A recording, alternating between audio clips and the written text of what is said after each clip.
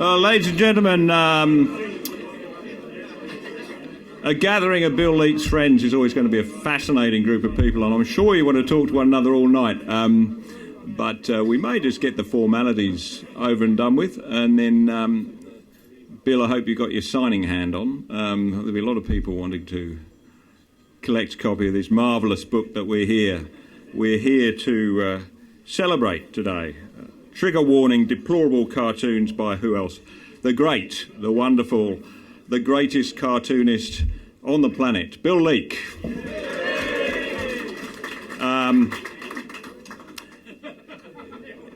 It only remains for me to thank the original owners of this land, the CIS. Got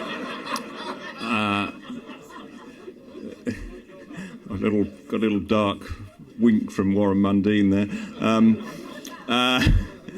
But look, seriously, Greg Lindsay, when Bill approached him and to ask if he would launch the book, didn't hesitate. Not only does Greg have a wonderful sense of humour, but Greg was one of the first people to appreciate, I think, the seriousness of the situation in which cartoonists find themselves in this country, along with others, but particularly cartoonists for some reason, particularly and notoriously under this dreadful Labour shut-up law known as 18C. So Greg has championed Bill for a long time, and he didn't hesitate to welcome him here to this great citadel of freedom in Macquarie Street, perfectly poised to keep an eye on the other mob, the other side of the road, but sufficiently distant so they can remain thinking and cogitating about greater things than politics. This is I'm sure we'd all agree, one of the great institutions in Australia, and congratulations to Greg for the hard work he's put into this over decades to build up this institution as one of the few places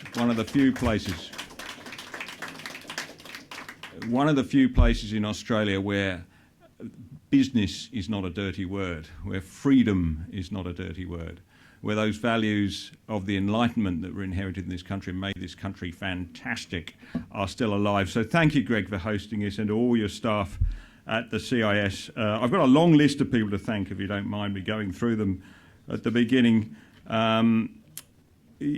First of all, the members of the judiciary here in great numbers, of course, led by our speaker tonight, our wonderful speaker tonight, who really took hold of this case and made something of it. So thank you to members of the judiciary, to the great movers and shakers around town, to Michael Photius, to others.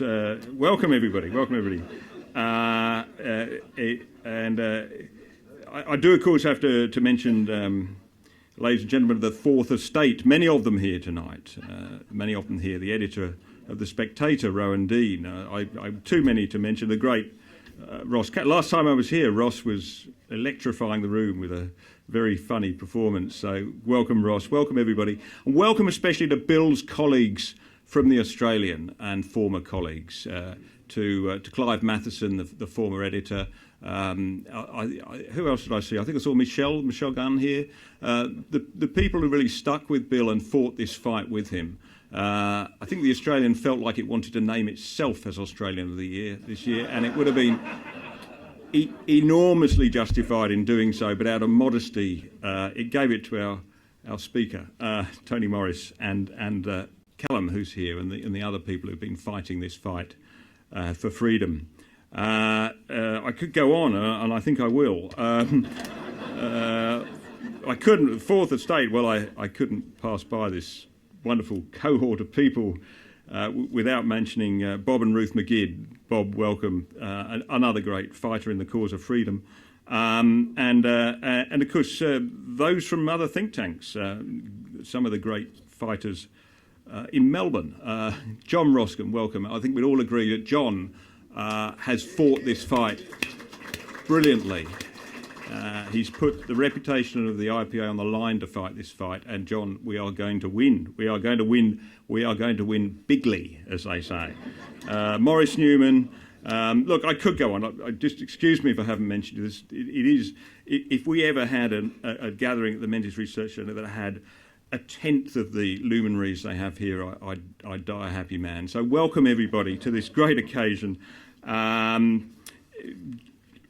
Greg was reminding me as I walked in that this is a battle around the world which we continue to fight, and he reminded me of the recent case of Charles Murray, who was shut down and in a very violent incident at a US university. Charles Murray, of course, is one of the speakers who's spoken at the IPA many times. He came out here. The first time I met Charles was here, not in this building, but up at St Leonard's.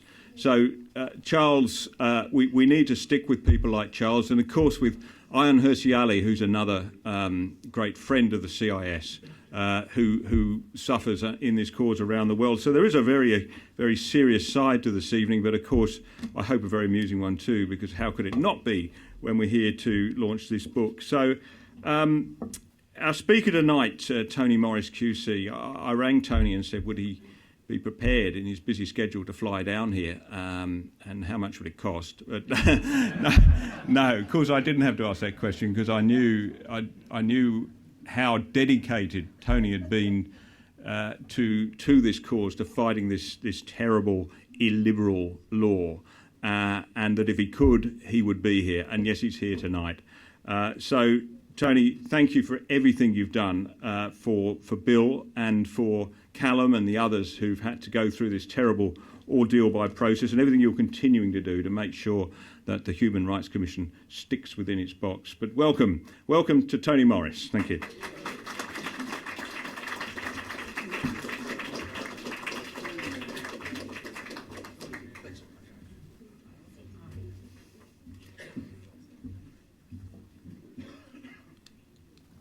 Bill Leake, ladies and gentlemen. Nick has, to some extent, stolen my thunder since he beat me to giving the acknowledgement of country. Like Nick, I have a very high respect for the statute law of the state of New South Wales, under which the only person who can lawfully be identified as the owner of land is the person who appears on the title. What Nick failed to do, however, was to conclude the acknowledgement of country in the traditional way, which serves to emphasise not only what a hollow and tokenistic gesture it is, but also how utterly patronising and demeaning the process is, with the conventional appellations attributed to the elders past and present. So I think we should acknowledge the relevant elders here: Uncle Greg Lindsay, Auntie Jennifer Buckingham, Uncle Jeremy Samet, and of course, who could forget Auntie Rebecca Weiser. I'd also like to thank the organisers of this event for their truly extraordinary prescience in recognising something that may perhaps not be obvious to all of you, that Bill Leake is actually what used to be called a sensitive new age type of guy. I'm not quite sure what the current expression is, but someone who's fully in touch with his feminine side. So it's particularly fitting that this event should be celebrated on the same occasion as that worldwide festival of tokenism known as International Women's Day. A story is told, it may or may not be apocryphal, about the 20th century's greatest violinist, Yehudi Lord Menuhin. Menuhin had a student who was about to perform his first solo professional concert at the Barbican Centre in London. And Menuhin got a call from this student on the morning of the concert. Maestro, it's a disaster. My accompanist has fallen ill. Where can I find a pianist at such short notice? How can I possibly go on without an accompanist with whom I've researched the piece? "Don't worry," says Menuhin, "don't worry. I've got a few connections in the music industry. I'm sure I'll be able to find someone for you." So Menuhin rings around his list of piano accompanists, and none of them's available. And then he tries the accompanists who have been recommended by those who are on his list, and none of them's available. And then the ones who they recommend, and so it goes on. And he draws a complete blank and rings his student back and says, "Look, I've had this great idea. We've rehearsed this piece together. So, with your permission, I'd like to accompany you." "Oh, maestro, what can I say, maestro? Of course I'd be honoured, but I couldn't possibly accept. I mean, the greatest violinist in the world, it would be an embarrassment for you to play the piano in a public stage, let alone in the minor role of an accompanist." "Nonsense," says Menuhin, quite decisively. "Nothing embarrassing about it being a piano accompanist. My own sister, Hepzibah Menuhin, made her career as a piano accompanist. And truth to tell, I'm rather looking forward to it, because I haven't played the piano in public since I was 9 years old."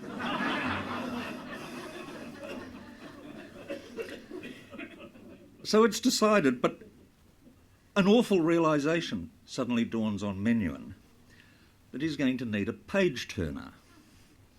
And of course, violinists don't have page-turners. So he thinks about this for a while and thinks, one of his mates who's a concert pianist should be able to put him onto someone. And he picks up the phone and rings Daniel Barenboim. "Ah, you've called it a bad time," says Barenboim. "My usual accompanist is doing a tour of the US with Lang Lang. My first reserve is with Murray Pariah in the Far East. My second reserve is touring Australia and New Zealand with Vladimir Ashkenazi. You know, I had to line up a page-turner for one of my students who's performing tonight. And the fellow I found, well, frankly, I wouldn't recommend him as a page-turner for the church organist at the Wayfarers Chapel." But then after a pause, Barenboim says, "You know, you hurting my old friend? I myself have no plans tonight. Perhaps you'd let me turn the pages for you.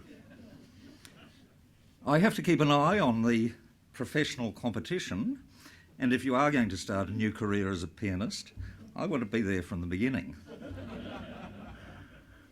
Anyway, the concert goes ahead, and the next morning a short review appears in the Times of London. It begins, "Last night, a most unusual concert took place at the Barbican. The man who was turning the pages should have been playing the piano. The man who was playing the piano should have been playing the violin. And the man who was playing the violin... ...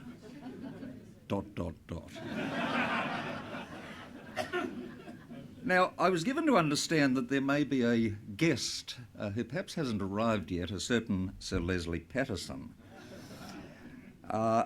And it really did seem to me that in the presence of Australia's greatest living graphic comedian and Australia's greatest living stage comedian, I was a bit like that young violinist. I was the one who should be turning the pages.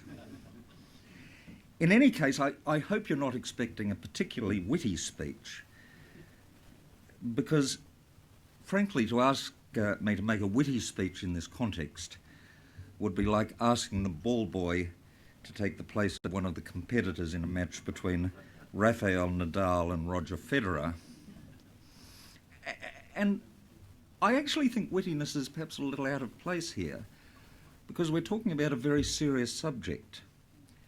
There is nothing more serious than comedy, and there is no genre of comedy that is more serious than political satire. I don't know if anyone here is familiar with the Gilbert and Sullivan repertoire, but if you think of all those wonderful and diverse characters that W.S. Gilbert created for the purposes of political satire. That puffed-up politician, Sir Joseph Porter, KCB, from HMS Pinafore, the Lord Chancellor in Iolanthe, the ineffectual Major General Stanley in the Pirates of Penzance, the preening and venal Duke of Plaza Toro in the Gondoliers, Coco, that inept Lord High Executioner in the Mikado, the lecherous learned judge in Trial by Jury. Of all of these characters, the one that was most obviously autobiographical was Jack Point, the jester from Yeoman of the Guard. Gilbert wrote a song for Jack Point, which I think is really a song which Gilbert wrote for himself in the guise of Jack Point, which explains very well the serious nature of the whole business of political satire. To give you just a few lines from it, I've wisdom from the East and from the West that's subject to no academic rule. You can find it in the jeering of a jest, or distill it from the folly of a fool. I can teach you with a quip, if I've a mind. I can trick you into learning with a laugh. Oh, winnow o'er my folly and you'll find a grain or two of truth amongst the chaff. I can set a braggart quailing with a quip. The upstart I can wither with a whim. He may wear a merry laugh upon his lip, but his laughter has an echo that is grim. When they're offered to the world in merry guise, unpleasant truths are swallowed with a will, for he who'd make his fellow creatures wise should always gild the philosophic pill. You know, despite the best efforts of serious journalists and writers, ever since the Renaissance, if not before, it's the comics who have done the most to make their fellow creatures wise by proclaiming those unpleasant truths. Think back to the impact of William Hogarth's satirical art from the 1730s, works like, or series of works like The Harlot's Progress and The Rake's Progress. Think of the political insights delivered by James Gilray, sometimes described as the father of political cartoon, back in the Napoleonic era. Gilray has one which is, I think, probably, with due respect to Bill Leake, my favourite cartoon of all time.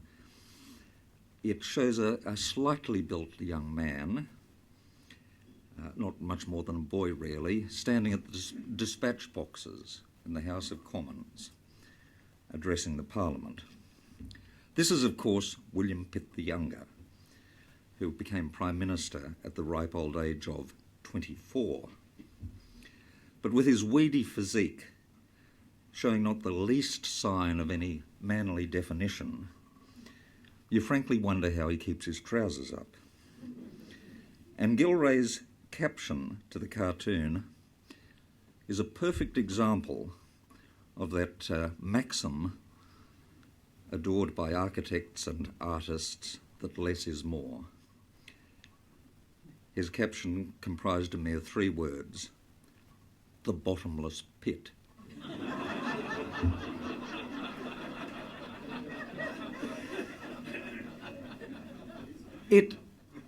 It may be added that some of the most powerful political cartoons make no attempt at humour, and some of the very best are also very dark indeed. I wonder if there's ever been a cartoonist, or for that matter an artist in any genre, who ever created a more compelling and terrible image than Francisco Goya's searing commemoration of the heroic Spanish resistance to Napoleon's occupying armies during the Peninsular War. Most memorably, the depiction of a firing squad going about its awful business in a painting called The 3rd of May, 1808. Nor, indeed, does effective editorial cartooning necessarily have to be satirical in a negative way. Sentiment and even pathos may be equally evocative instruments of political commentary. I'm sure that some of you here remember the cartoon Dropping the Pilot, drawn by Sir John Tenniel, which was first published in Punch just a week after the resignation of the German Chancellor Prince Otto von Bismarck. It shows a youthful Kaiser Wilhelm watching from the deck of a large vessel as the grand old man of German politics descends with dignity to a waiting rowboat. It also has to be said, and you'll be pleased to hear I'm coming to the end, it also has to be said that cartoonists enjoy a liberty not available to other commentators. If I were to put in print the observation that Miss Gillard has an arse large enough to be considered as an alternative to Badgerys Creek as the site for the next Sydney airport, such a remark might be considered, at the very least, to be in bad taste. But somehow cartoonists can make the same point graphically and get away with it. Unfortunately, though, more and more we're living in the era of political correctness. When I first started to look at political cartoons in my preteen years, it was the era of Prime Ministers John Gorton and William McMahon, each of whom, in their own very different ways, represented God's gift to cartoonists. But you'd seriously wonder whether spoken or written commentary about an opponent's physical appearance. Some of you here may recall Gough Whitlam's description of McMahon when he said that the diminutive, balding and large-eared gentleman looked like a Volkswagen with both doors left open. Could that be permitted in today's society? But of course the biggest challenge to freedom of speech and to particularly freedom of the press today is Section 18C. And it is a great honour to know the man or one of the men who has stood up against the intrusion on the freedom of press that 18C represents. We are particularly, all of us here, honoured tonight by the presence not only of Bill Leake, who is one such man, but also Callum Thwaites, one of the QUT students, who is another.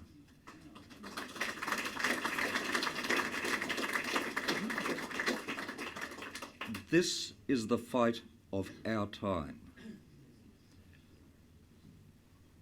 A little over a century ago, a very famous cartoonist, David Lowe, led the fight against federal censorship over the issue of military conscription during the First World War. I'm not suggesting anything here, Bill, but he did go on to a very well-paid and successful career as a cartoonist in the UK after leading that fight. But people like him, like James Gilray, like Bill Leake, are the leaders in the fight which every print journalist in this room will ultimately benefit from, because the victories, maybe small victories, but the victories which they score are victories for all of us.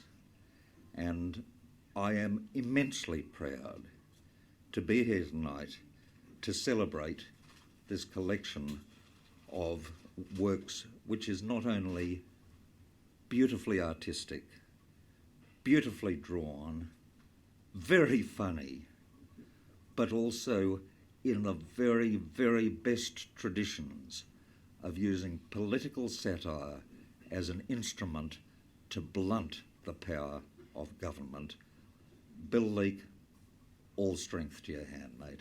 All strength to your hand.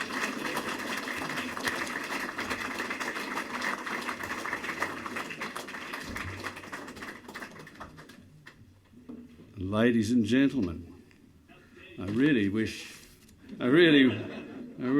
that that Tony hadn't said all that stuff about making sure he wasn't witty, because I'd be coming up. Now, I know that it's International Women's Day, so I think the first thing I should do is apologise for not being a woman. It's particularly regrettable that I'm not a glamorous Sudanese Egyptian Australian woman who wears a hijab, promoting a book about what it's like being a glamorous Sudanese Egyptian Australian woman who wears a hijab. If I was, this would not be the only event I've got lined up on my non-government funded whirlwind trigger warning awareness raising tour. Now, when I met the great Australian cartoonist Bill Mitchell about 34 years ago, he said, "Mate, a cartoonist only has to be funny once a day, but it's a lot harder than you'd think."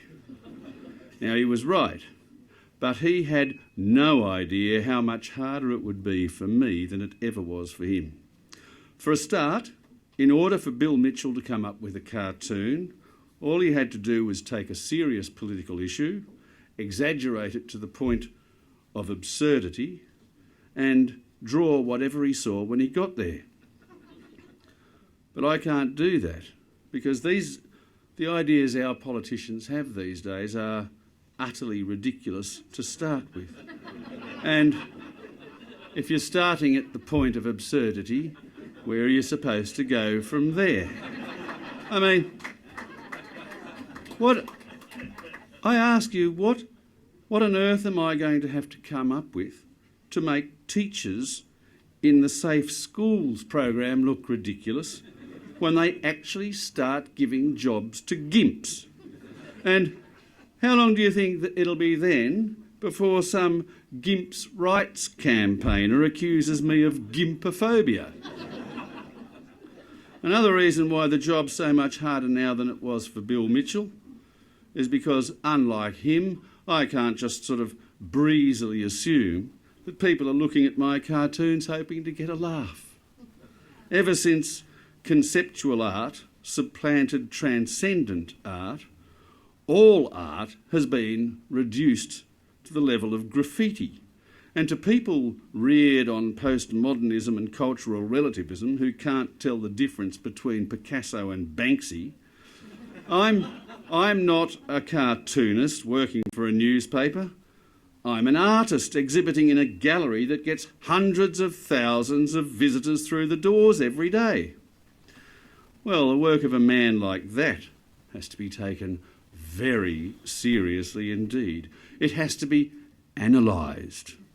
It has to be deconstructed. It has to be decoded by these people in a search for hidden meanings. And because art, like political activism, is a form of therapy, it's also supposed to reinforce and confirm their prejudices, not challenge them. Well, bugger that.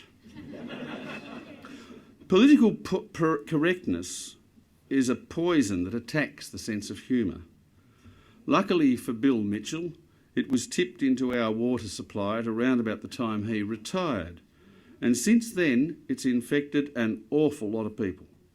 As the senses of humour of people suffering from PC atrophy, their sensitivity to criticism becomes more and more acute until they get to the stage where everything offends them and they lose the ability to laugh entirely. For your chronic PC sufferer, feeling offended is about as good as it gets. So a good cartoon gives them an excuse to parade their moral superiority in 140 characters or less, scrawled on the dunny door of social media, where every other humorless half-wit who's seen the cartoon and felt offended can also join in the fun. And they do. Well, I don't twit and I don't face, so most of the time I'm able to remain blissfully unaware of all of the howls of outrage and indignation directed at me in response to my cartoons. But not always.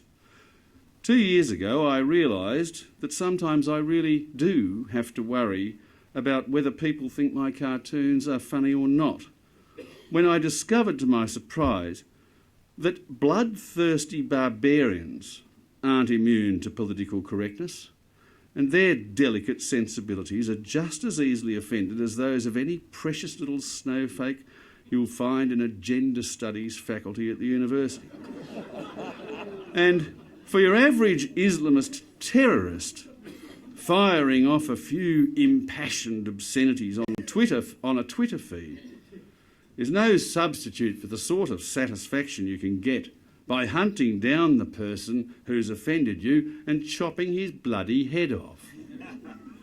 Bill, sorry to interrupt you, there's a friend come. Bloke says he knows you. Yes, I know who it is. Hello, Les. G'day, Bill. Good afternoon. How are you, mate? Sorry, you can continue your speech afterwards, but these poor bastards have been standing up. That judge, who was that judge droning on? No, I'm sure he's on the right side, but because when they're in those courtrooms, they can talk forever, can't they? No, I don't want to keep people waiting. Good evening, everyone. Very good health. I'm a single malt man. Ladies and gentlemen, honoured guests, retired prime ministers, members of the press, and assorted riffraff and gatecrashers. I am a man who has attained his statue in the political spectrum because I go to that much more trouble. I'll go to any length. And that's how I like my research assistants. I'm prepared to go to any length, they say, Les. And I've been giving a bit of poor old Tim Warner there, you know. Well, we all put a hand on the wrong knee from time to time.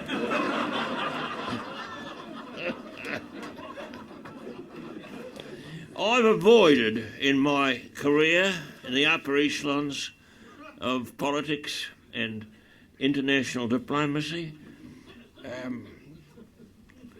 I've maintained my position of rectitude and sometimes erectitude. And by, frankly, doing the opposite of what poor old Warney did. I believe in rooting everyone in the office. Not just one. That was his mistake.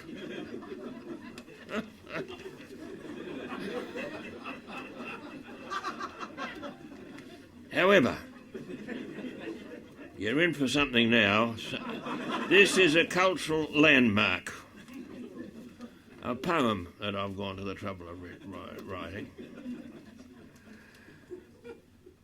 I'm Leslie Colin Patterson, but address me as Les, please. I'm an elder statesman, spin doctor, and Australia's eminence grise. That's a French word. In Canberra, I'm an icon and a national institution. I'm the bloke who gave Julia Gillard a masterclass in elocution.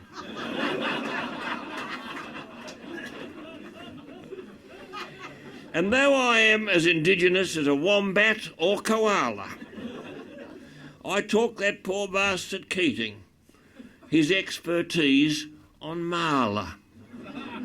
Heard him going on about Marla. Well, doesn't fool anyone, Paul. I got all my Labor colleagues to use the buzzword mate, especially when addressing the people that they hate. Good to see you, mate. Way back in the golden olden days of my friend and mentor Goth, when every bludger and wanker had his nose deep in the trough. Who was it they sent off on a top-secret campaign to brown-nose Colonel Gaddafi and schmooze Saddam Hussein? Now, believe me, I was never a major fan of Saddam's. And today my best mates are Waleed and self-effacing Philip Adams. Am I being heretical, do you think? And I practice every bloody thing that mature experience teaches. I polish Malcolm Turnbull's jokes. And I write Bill Shorten's speeches.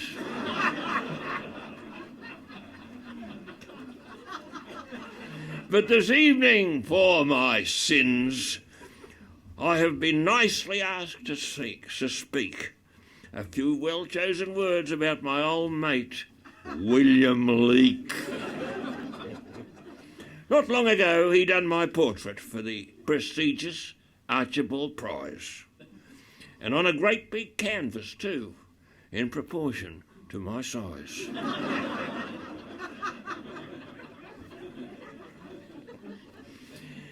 But the right-wing fascist judges didn't give our Bill his due.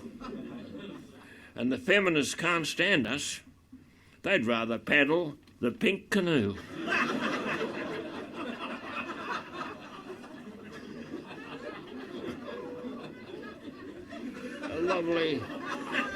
A lovely resonant concept.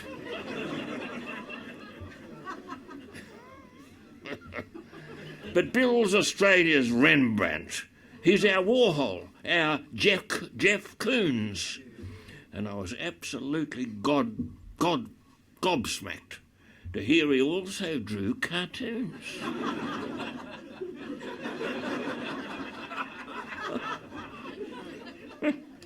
I'm afraid I've never seen them, Bill. So I might as well confess that in accordance with my politics, I read the Fairfax fucking press. Thank you, ladies and gentlemen. Good luck, Bill. Good luck. I'm sorry, ladies. Forgive me, ladies. That just slipped back. And it slipped out. You know the feeling, don't you, girls? All the best, Bill. Good luck. There we go. You want to get a selfie for us? Oh, yeah. Here we are. A selfie? Go. Oh, there's Tim Storia. There he is. Another great artist. And look at this. A beautiful little oriental, that's. I know it's your wife, and she's beautiful. Hey, Billy!